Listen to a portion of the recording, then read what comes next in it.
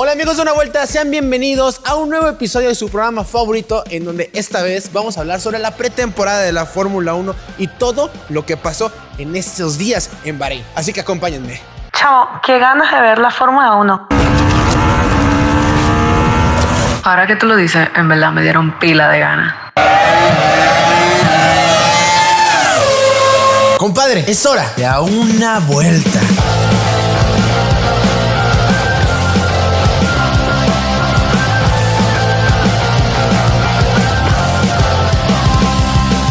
Tras 3 días de test de pretemporada de Fórmula 1, dicho sea decir, los últimos con los autos de esta generación, veamos qué es lo que pasó. Spoiler alert, fue un caos total. Empezando con el primer día, Red Bull mostró mucha inestabilidad con un trompo de Lawson que terminó en la grava, mientras que Max Verstappen en la sesión vespertina se llevó también varios sustos en la conducción. Pero el segundo equipo de la marca también sufría. Racing Bulls o Visa Cash con Isaac Hadjar al volante, que también sufrió un trompo, aunque volvió a la pista sin problema y supo controlarlo. Mientras tanto, en la sesión matutina se quejaban de que los frenos no funcionaban del todo bien. En las últimas 2 horas de la sesión vespertina, una avería eléctrica provocó un apagón en el circuito. Sí, en la categoría reina del automovilismo. Lo que menos te vas a imaginar es que se va a cortar la luz. Vimos la maravillosa imagen de todos a oscuras, los pilotos alumbrando con las linternas del celular, los mecánicos haciendo malabares con linternas tan tercermundista que en un momento me sentí bastante identificada, la verdad. Los comisarios sacaron bandera roja por este apagón y después de 1 hora de sesión perdida y con 50 minutos en el cronómetro se terminó reanudando. Una vez que regresó la luz, agregaron 1 hora extra por la perdida. La última media hora extra del primer día de test se usó para realizar simulaciones de carrera. Lando Norris fue el mejor tiempo de la primera jornada, George Russell fue el segundo, mientras que Max Verstappen tercero. Siguiendo con el día 2, empezamos la mañana con el cielo nublado y una sorprendente lluvia,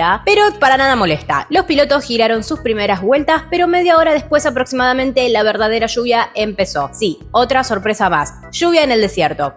Así que todos volvieron al box cuando las condiciones empezaban a complicar el panorama, porque solo Haas y Aston Martin habían decidido llevar neumáticos para lluvia. Después de 50 minutos la lluvia paró y la pista se secó, por lo que los pilotos volvieron a salir a pista y viviríamos el primer incidente entre Oscar Piastri y Nico Hülkenberg, quienes se terminaron tocando levemente en el segundo sector. Pero nada grave. Fue una cuestión de confusiones. Red Bull de nuevo presentaría problemas con el auto tras sufrir una pérdida de la presión hidráulica. En la sesión vespertina de nuevo se veía un poco de lluvia en el circuito. Carlos Sainz, quien estuvo también en la sesión matutina, acumuló la mayor cantidad de vueltas que pudo y de paso agregó una salida de pista en la primera curva. Sin embargo, esto no fue motivo de decepción, porque el español se terminó llevando la mejor vuelta del día. Detrás de él lo seguían Lewis Hamilton y Charles Leclerc. Y finalmente llegamos al día 3, el último, donde dicho sea decir, el caos volvió a reinar. La mañana comenzó divina, los equipos más cómodos en los autos buscaron los límites, aunque terminó en varias salidas de pista de pilotos como Norris, Verstappen, Leclerc, entre otros. Pasaron un par de situaciones, Alonso paró en box y se detuvo antes de salir del pit lane, por lo que sus mecánicos lo tuvieron que ir a buscar, y la cubierta motor del Haas de Oliver Mann se desprendió, provocando unas banderas amarillas. Durante esta sesión probaron muchas tandas largas, hasta que faltando un poco más de 1 hora para el final, una bandera roja sorprende en el circuito después de que la cabina del director de carreras se rompió y llenó la recta principal de vidrio. Después de limpiar la pista se reanudó la sesión, pero así como arrancó de nuevo, se detuvo con otra bandera roja al instante que salía Alonso y Hadjar, porque de repente apareció un quad operario en la recta principal. La sesión se reanudó y todos los autos salieron en grupo para seguir marcando tandas largas y darnos un pequeño show de adelantamientos. Los últimos 5 minutos fueron de pruebas de procedimientos como el de Virtual Safety Car o de nuevo bandera roja, aunque bastante bien practicada la tenían ya. La sesión de la tarde ya marcaba los últimos movimientos de los autos y a tan solo minutos de empezar ya teníamos una bizarreada, porque un autobús apareció en una de las escapatorias. Lógicamente esto hizo que saliera la tercera bandera roja. De nuevo a la normalidad y con bandera verde, Ferrari hizo con Hamilton la simulación de clasificación y carrera.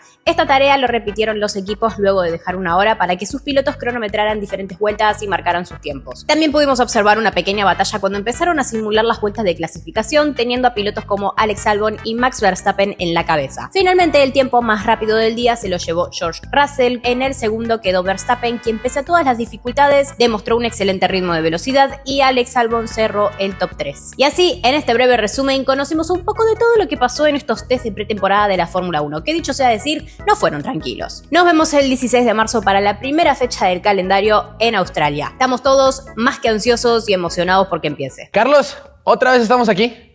Otra vez en un nuevo episodio de Una Vuelta en la nueva temporada y después de la pretemporada, que casi no vimos nada, la verdad.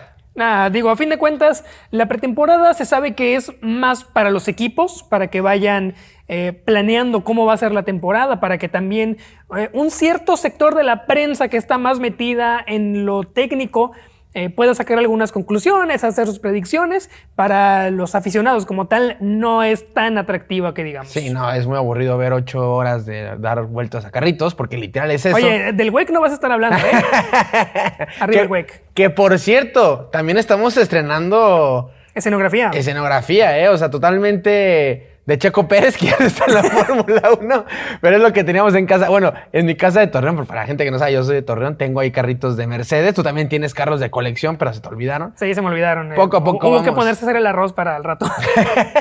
Poco a poco vamos a llenar esto de carritos para que sea cada vez más bonito. Y de lo que comentabas, ya lo dijo More en la presentación que hizo sobre la pretemporada, son datos más para el equipo, son muy difíciles de ver. Ahora, eso sí, estamos más a ciegas que años pasados. Porque en años pasados ya sabíamos que, por ejemplo, en 2024 que Red Bull iba a empezar bien la temporada, que después iba a estar McLaren, que Ferrari ya no tenía esa degradación que había tenido en 2023, que Aston Martin estaba mal, y ahora sí vamos totalmente a ciegas. Porque lo único que sabemos es que McLaren sigue bien, pero los demás equipos, los otros 3, 4 equipos están muy compactados.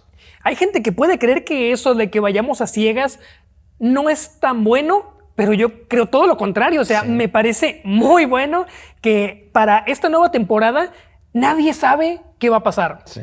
Porque se vio un Red Bull que no está tan poderoso como en años anteriores. Se ve un McLaren que pinta para ser igual de poderoso que durante la segunda parte de la temporada anterior. Pero a fin de cuentas, no es una garantía de que así vaya a ser el resto de la temporada. Solamente es para un pronóstico. Y de hecho, tocas un tema muy importante que es el primero que tenemos aquí en el guión, en la pauta, que es Red Bull no pinta nada bien. Y es que es verdad. Ya se quejó Max Verstappen. Max Verstappen a la mitad de la temporada pasada se quejó que el auto no era estable. Y ya se quejó en esta pretemporada. Vimos a Liam Lawson trompear. Vimos que Max Verstappen se sentía no seguro al momento de girar en algunas curvas. No está pintando para nada bien el Red Bull de este año. Y creo que poniendo las manos en el fuego va a ser de los peorcitos equipos de la parte de arriba de la Fórmula 1. Principalmente se podría explicar todo esto a que ya no tiene justamente a la mente maestra de los últimos campeonatos, que es Adrian Newey. Cualquiera que quiera decir que el no tener un ingeniero como él no importa, es porque equivocadísimo. Sí, está equivocadísimo. Es muy importante, es quizá lo más importante, tener al amo del viento de tu lado. Sí, sobre todo porque esta nueva Fórmula 1, ya ni es nueva, ya se va a acabar en esta temporada, pero en estas regulaciones la aerodinámica importa mucho. Y si no tienes al hombre que ve el viento de tu parte, y si te lo quitaban a la mitad de la regulación, pues bueno, es evidente que se iba a notar en el rendimiento del equipo. Ahora, ¿Red Bull está para pelear el campeonato de constructores o de pilotos? Siempre está para pelear. El de pilotos más que el de constructores.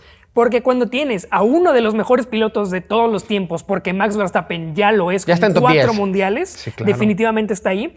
Claro que eres un contendiente a ganar el Mundial de Pilotos. Para el Mundial de Constructores, vamos a ver, porque para ganar un Mundial de Constructores tienes que tener 2 grandes pilotos. Liam Lawson no estamos diciendo que sea malo, pero va a tener esa presión de su primera temporada con Red Bull, de que desde la primera carrera tiene que empezar a sumar, y si no, se le va a ir acumulando la presión. Y para un piloto que tiene tan poco tiempo en la Fórmula 1, estar con esa presión que incluso por momentos le pasó factura a un experimentadísimo como Checo Pérez, puede ser que él también lo termine por pagar muy costoso al final de la temporada. A Checo Pérez le costó mucho dominar el auto, aun cuando era rápido. Ahora imagínate, cuando no lo fue, le fue muy mal. Liam Lawson nunca va a tener un auto dominante como lo tuvo Checo Pérez. Entonces ya va a ser un problema. Yo voy a meter las manos al fuego y lo voy a decir aquí claramente. El año pasado, en 2024, Red Bull consiguió 589 puntos. Quedó en tercer lugar. Yo te lo digo de una vez. Red Bull este año va a terminar peor que la temporada pasada y con mucho menos puntos de lo que consiguió en 2024. O sea, eso estoy seguro. O sea, ¿de verdad crees que Aston Martin vaya inmediatamente a meterse dentro del top 3? No Aston Martin, pero por ejemplo Mercedes, que quedó cuarto lugar y que quedó con una diferencia de más de 120 puntos con Red Bull, lo va a superar. Y siento que se puede combinar, o sea, que puede ser Mercedes el tercer lugar ahora y que Red Bull va a quedar en cuarto, y que no sé si Red Bull va a ganar, o sea, si va a tener carreras, si va a ganar carreras por el auto. O sea, las va a ganar por Verstappen, pero por el auto no sé. No sé si va a haber un circuito que digamos Red Bull este es el favorito. Puede ser que Verstappen sea el favorito, pero no el coche. Yo creo que eso lo vamos a ir viendo con el paso de las carreras, porque generalmente se tienen identificadas las virtudes de un auto. Sí. Es que a tal le puede ir muy bien Curva lenta, curva en alguna rápida. carrera, porque son curvas rápidas. Por ejemplo, siempre el que va más rápido en recta, sabemos que en Monza le va a ir bien porque es un circuito muy rápido, que tiene rectas que se pueden tomar casi a fondo con estos nuevos coches.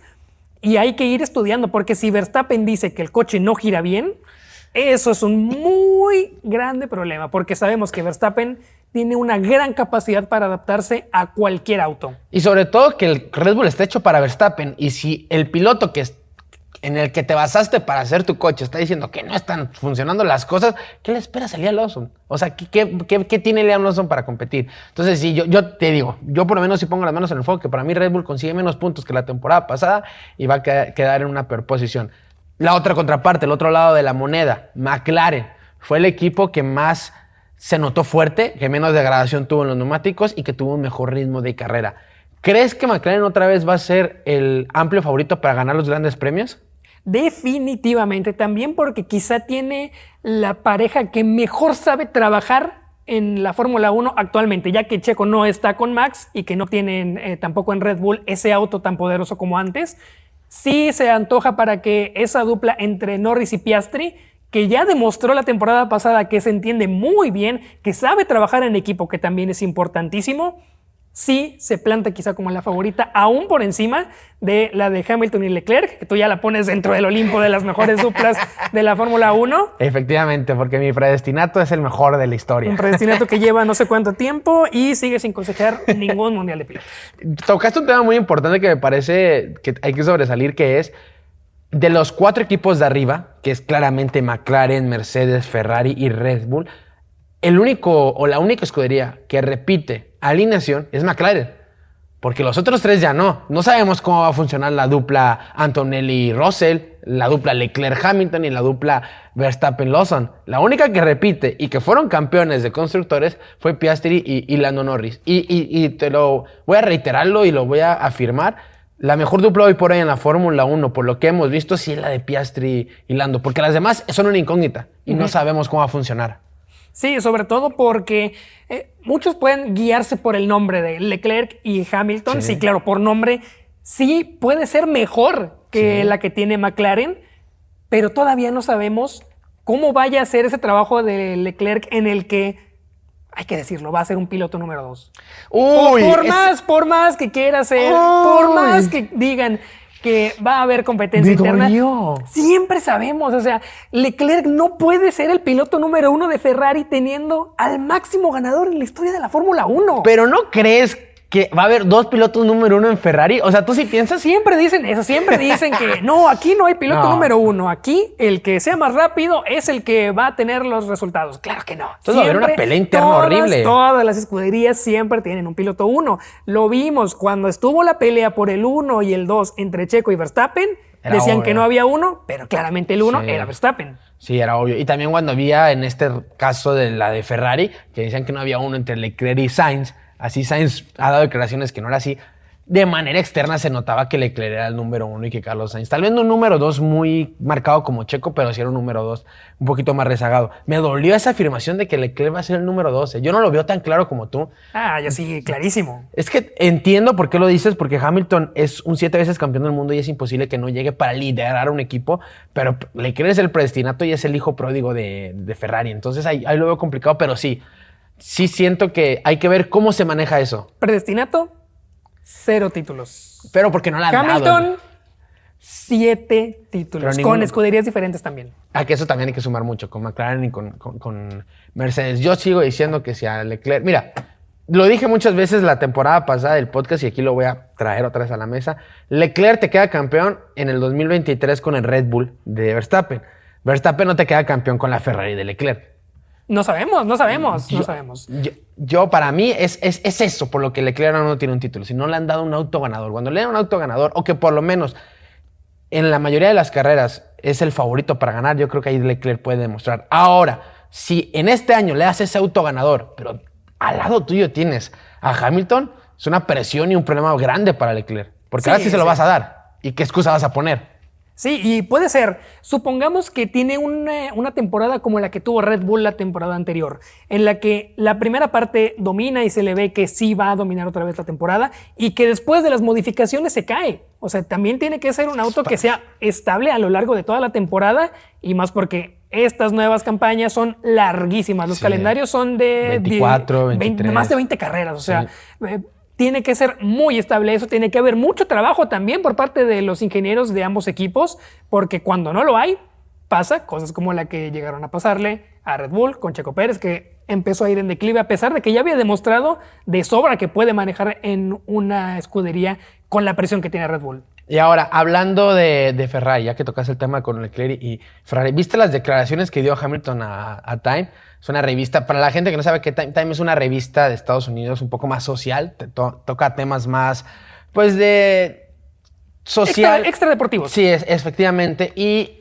cuando fue Hamilton a esas declaraciones, evidentemente no iba a hablar del deporte, no iba a hablar de cómo se siente con la nueva Ferrari o cómo se siente con el nuevo equipo, sino habló y comentó que no lo pueden comparar con nadie, que él es un piloto totalmente diferente a los demás, que no lo pueden comparar por lo que, debido a que es el primer piloto negro en la Fórmula 1 y además es el primer piloto negro en quedar campeón.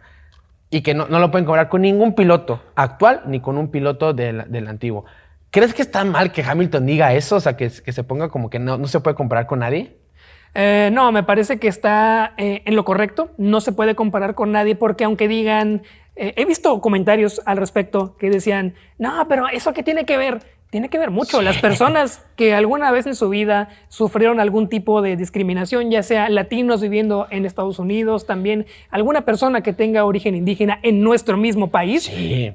sabe lo que es vivir con esa discriminación, ese estigma que te crea ese tipo de cosas. El pertenecer a una minoría sí hace que factores externos que no deberían jugar en tu contra lo hagan. Entonces sí me parece muy atinada esa declaración de Lewis Hamilton. Y mira, me gusta mucho usar la frase del elefante en la habitación. En la Fórmula 1 hay un elefante evidente en la habitación que es un deporte dentro, no digo los aficionados, que dentro es de una cúpula muy chiquita, muy privilegiada, de mucho dinero y que la mayoría de las personas que están ahí son blancas. Y no vamos a, reitero, no vamos a quitar el elefante de la habitación. Es verdad. Entonces, que Hamilton, a mí también me parecieron acertadas porque lo dijiste, por lo que acabas de comentar.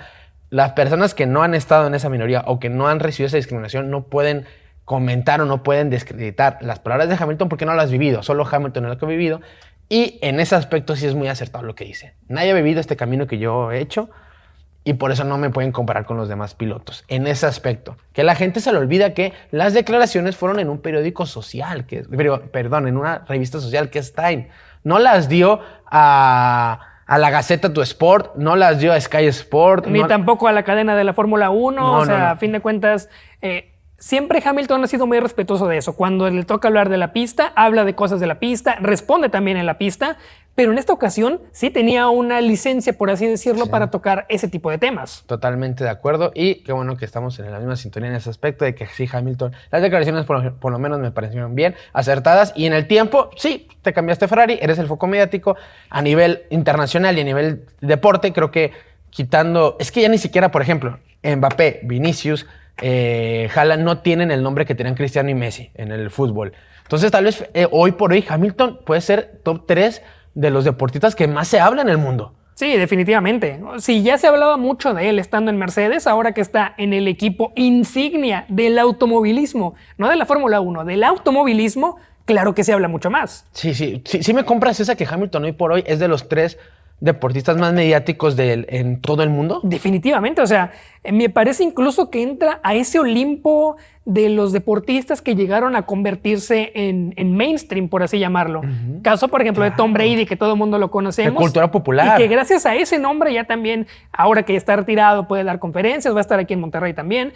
Entonces sí, me parece que está dentro de aquellos. Ayrton Senna, que es héroe nacional en Brasil, no solamente para la gente que le gustan los coches, sino en general, reconocen la figura de Ayrton Senna como alguien muy importante para la visibilidad de Brasil en todo el mundo. Que voy a darte un dato que después vamos a sacar un reportaje más extenso sobre Ayrton Senna a lo largo de esta semana. Spoiler. Qué bueno que tocas el tema. Para la gente que no sabe, porque a nivel fuera de Brasil, la primera persona que piensas en Brasil es Pelé, pero en Brasil no. En Brasil hay cierto grupo que quieren más a Senna que a Pelé.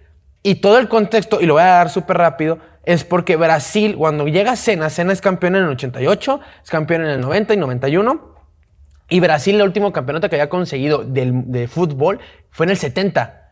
Y después lo consigue hasta en Italia, que es 94. Italia es 90. 90. Estados Unidos es 94. Es cuando gana. Es decir, que desde el 70 hasta el 94 no tenían ninguna figura en el fútbol a quien idolatrar porque no habían sido campeones del mundo. Y en ese periodo aparece un Ayrton Senna que con su carisma, que con todo lo que conllevaba en la Fórmula 1 y cómo conducía y cómo era un diferente, se ganó al público y sobre todo, hay que decirlo, por la manera trágica en cómo muere, también hacen que la figura de Senna sea más importante que la de Pelé. Y eso es difícil de decir, porque para nosotros tal vez Pelé es más importante que Senna, pero para los brasileños no.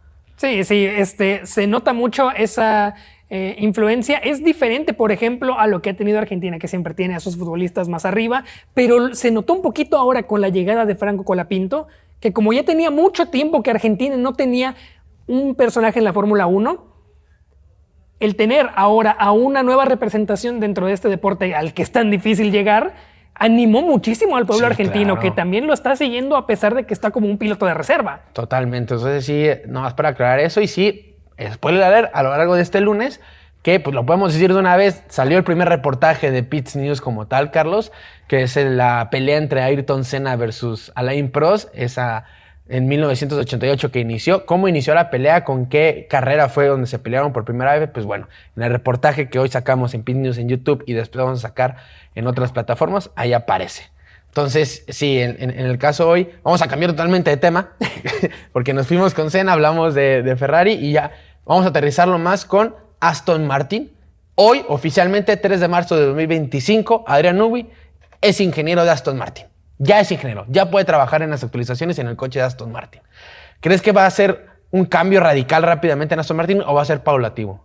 Va a ser paulatino. La ingeniería sí puede ser que te dé algunos milisegundos en los que vayas mejorando, pero yo creo que el verdadero efecto de Adrian Newey en Aston Martin se va a ver cuando empiecen las modificaciones y ya de plano, donde sí vamos a tener que exigirle un poco más a Aston Martin, va a ser hasta la siguiente temporada que ya desarrolle desde cero un nuevo vehículo. Sí, sobre todo porque es un cambio de regulaciones, va a haber aerodinámica activa y lo malo para Aston Martin es que se dice mucho que va a ser muy importante el motor para esta nueva regulación para el 2026 y Aston Martin va a estrenar con Honda. Entonces va a tener que tener un buen motor con Honda para respaldar el buen trabajo que sabemos que va a hacer Adrian Newey. Entonces sí concuerdo contigo de que va a ser poco a poco los cambios que haga el genio que ve el viento, pero yo siento que a partir, yo creo que del tercer mes tal vez, para el primer paquete de actualizaciones va a haber un cambio muy, muy significativo y que se va a notar la firma de Adrian Newey en el Aston Martin. Sí, pero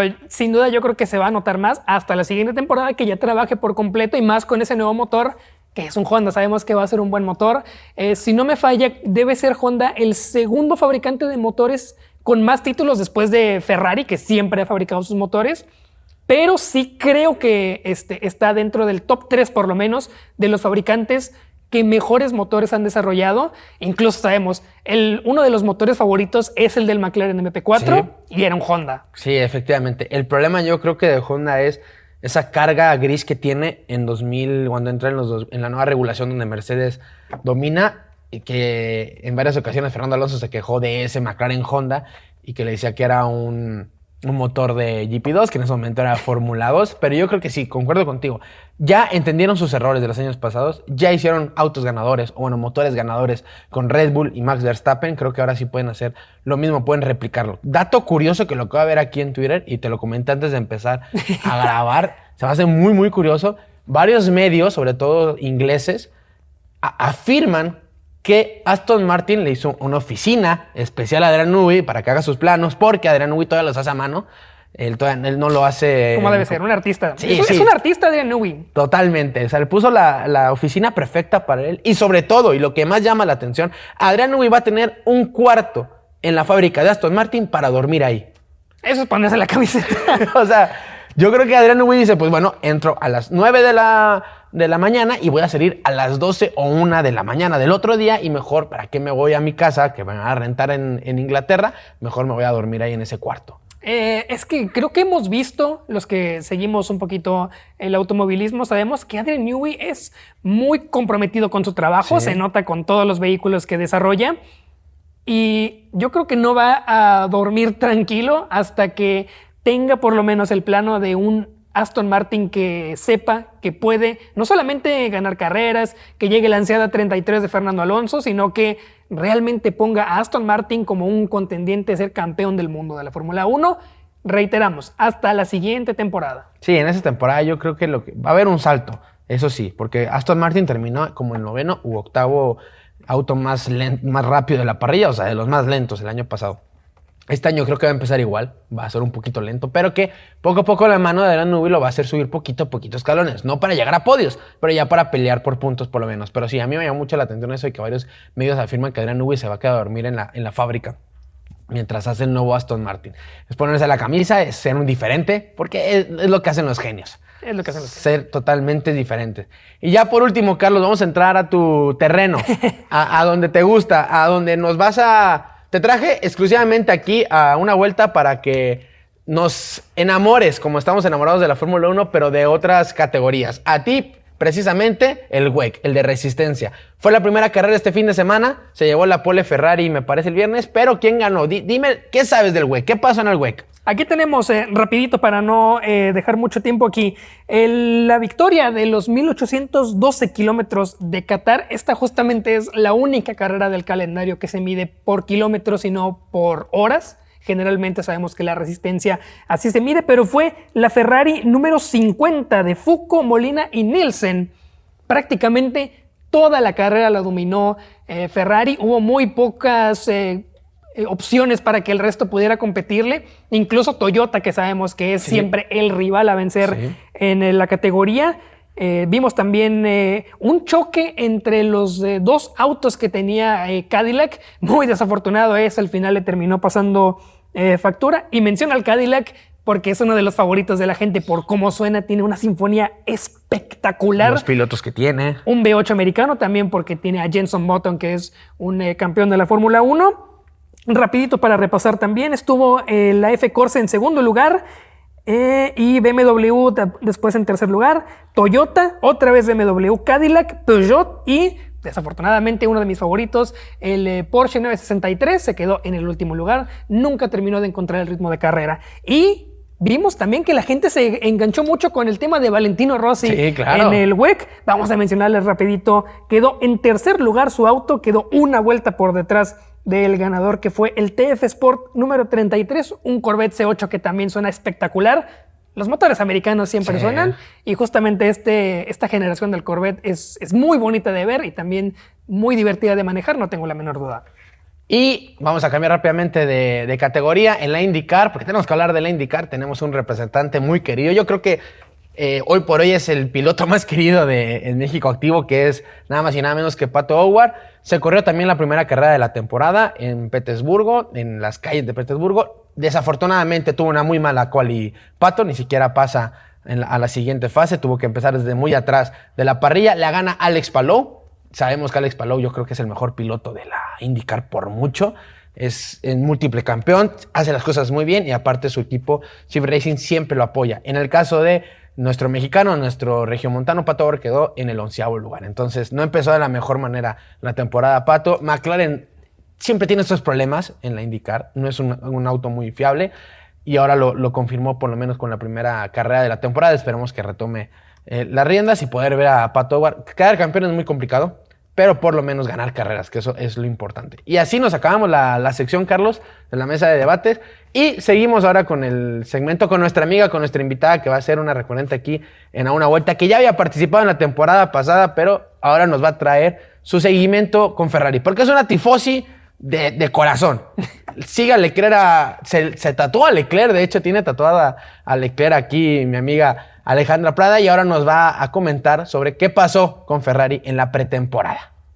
La temporada 2025 de Ferrari está a punto de comenzar y tenemos a una de las alineaciones más explosivas de la Fórmula 1.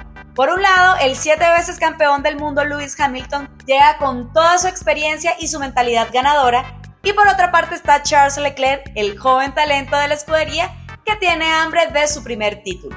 Pero la gran pregunta es, ¿quién será el piloto número 1 y quién será el piloto número 2? Ferrari dice que los dejará competir libremente.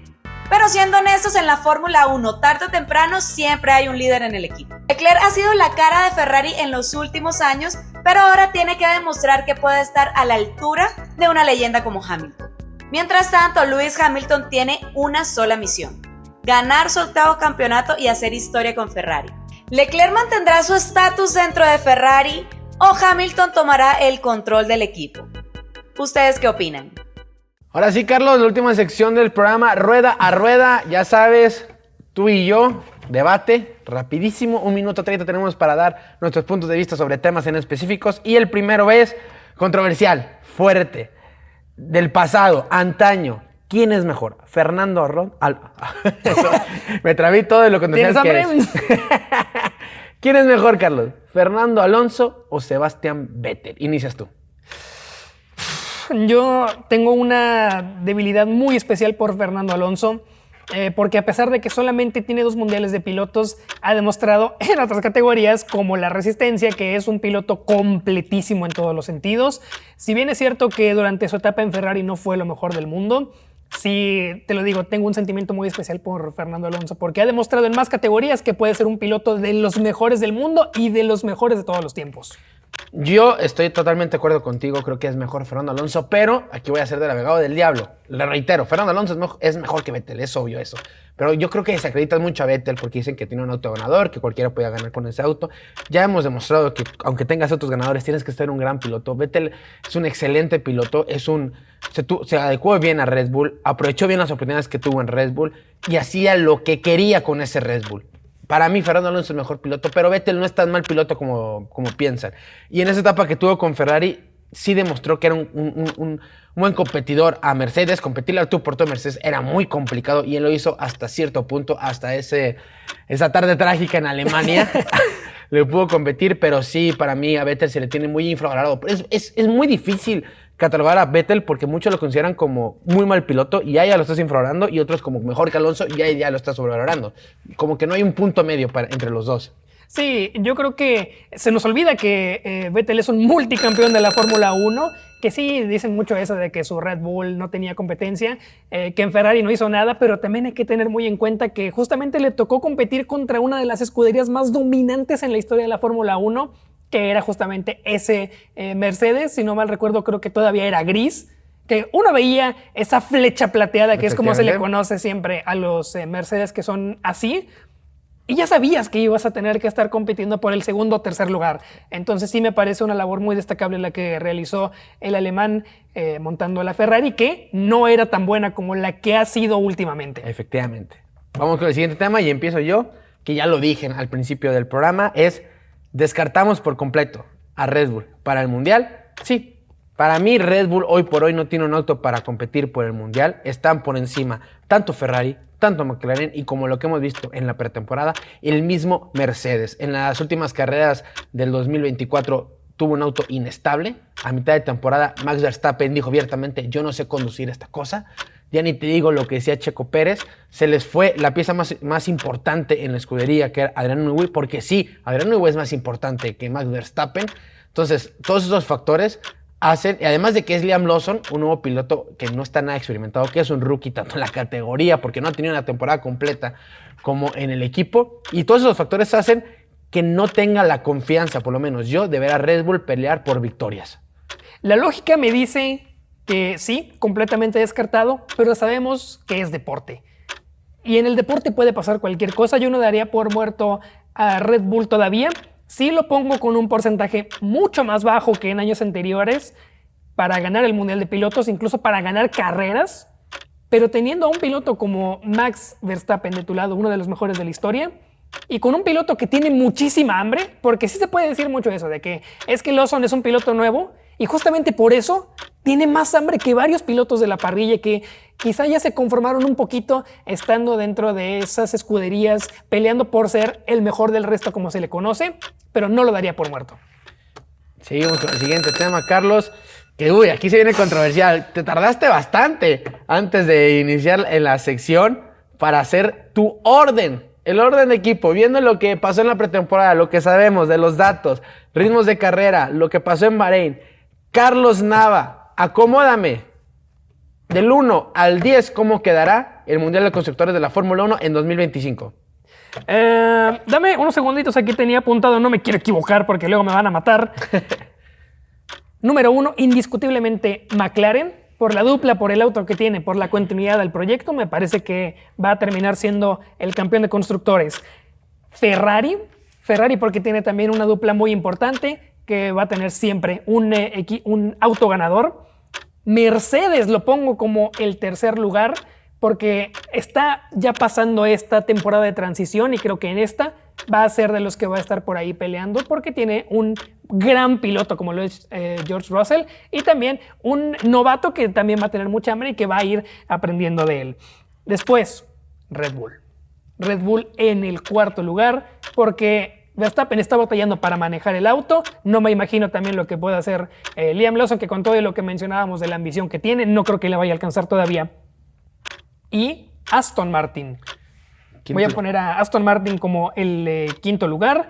Creo que el hecho de tener a Fernando Alonso en el equipo ya te da un plus. Stroll no es santo de mi devoción. De nadie. Pero tampoco se me hace que sea tan malo. Y seguramente va a ir sumando puntos a partir de la segunda mitad de la temporada, ya con las modificaciones. Después, Williams. Mi querido Williams, un equipo por el que también tengo un aprecio. Justamente fue de los primeros que empecé a seguir un poquito más durante la época de Valtteri Bottas en el equipo. Se mostró bien en esta pretemporada, y con una dupla de pilotos que tienen mucha experiencia, creo que va poco a poco a ir resurgiendo, y ojalá que en un futuro no muy lejano veamos otra vez un equipo que compita mucho. Después, Alpine. Alpine es un equipo que me parece un poco de relleno dentro de la Fórmula 1. No se habla mucho ni dentro de la pista ni fuera de la pista. Quizá sí se le presta atención un poquito más la escudería a otras categorías, como en el WEC, que ya lo mencionábamos también. Después, Haas. Haas, yo creo que esta temporada puede ser un poquito mejor que las anteriores, porque tiene una dupla de pilotos que también hay que prestarle mucha atención. Después, Sauber creo que también va a ir aprendiendo con esta nueva organización. Y en el último lugar, Racing Bulls. Tú pones a Racing Bulls en el último lugar. Un proyecto que para mí nació muerto, si bien la academia sí ha dado algunos pilotos que compiten dentro de la Fórmula 1 y también en otras categorías. Me parece también que es un equipo que está ahí nada más para irle dando vuelo a esos pilotos que después pasen a Red Bull, ¿o no? Ni fu ni fa. Y ahora sigue mi orden, Carlitos. El orden de Jesús Moreno para la temporada 2025 de constructores. Y voy a llegar con una bomba totalmente diferente a ti. Ferrari va a ser campeón de constructores. Mi fe está ahí. Está puesta como tifosi en la pareja de Leclerc y Hamilton. A nivel talento, a nivel lo que hay en las manos de estos dos pilotos, es la mejor de la parrilla. Sí dijimos que la más estable ahorita es Lando Norris y Oscar Piastri, pero sin duda alguna, si hablamos de talento puro, Hamilton y Leclerc están un paso arriba que las demás parejas. Segundo lugar, McLaren, porque ya demostró que tiene un auto ganador, porque ya demostró que puede hacer las cosas bien, porque ya demostró Lando Norris que sí tiene estabilidad, cuando no tiene el foco de las cámaras consigue grandes resultados, y Oscar Piastri es un gran piloto, aunque se cayó a lo largo de la temporada, al final de la temporada sobre todo, pero creo que es McLaren y que van a estar peleándose ahí por ese campeonato. Va a ser por 10, 20, 30 puntos, que en el Mundial de Constructores es casi nada. En tercer lugar, igual que tú, pongo a Mercedes, un proyecto que ya por fin se ve estable, un proyecto que ya por fin se dejó de inventos con los aeropontones, que se dejó de inventos con varias configuraciones que tenían en el coche, y que siento que Kimi Antonelli puede ser un piloto diferente a los demás rookies. Va a ser el mejor rookie sin duda alguna de la temporada, o por lo menos para mí. En cuarto lugar, Red Bull, por lo que ya comenté y creo que no voy a extenderme más. Ya dije todo lo que tenía que decir de Red Bull. El mejor de resto no va a ser Aston Martin para mí, va a ser Williams, por lo que ha hecho con Carlos Sainz y por lo que ha evolucionado. Después yo pongo Alpine. Alpine se me hace un proyecto que puede estar poco a poco en mejoras, y esperemos ver a Franco con la pinta a mitad de temporada. Haas se me hace más estable que Aston Martin.